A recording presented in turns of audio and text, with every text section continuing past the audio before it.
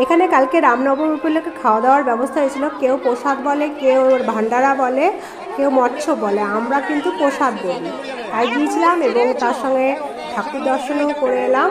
এই দেখো ঠাকুর দর্শন করতে চললাম। ঠাকুর দর্শন করতে গিয়েছিলাম মন্দিরে, কিন্তু মন্দিরটা খুব সুন্দর সাজিয়েছিল। সকাল থেকে হয়তো পুজো পাঠ হয়েছিল, কিন্তু রাতে খাওয়া দাওয়ার ব্যবস্থা ছিল। তাই সবাই মিলে আমরা গিয়েছিলাম, ঠাকুর দর্শন করেও এলাম এবং খেয়েও এলাম।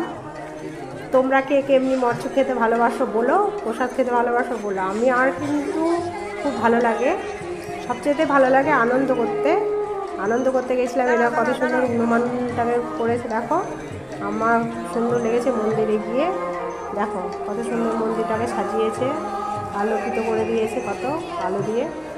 এই দেখো কত সুন্দর প্যান্ডেলগুলো সাজিয়েছে, দেখছো? এই দেখো হনুমানটাকেও সুন্দর করেছিল। এই যে এই দেখো যেটা মেন হনুমানের মন্দির, সেটা হচ্ছে ওটা। দেখো দেখো দেখাচ্ছি, এটাকে দেখে নাও আগে। দেখো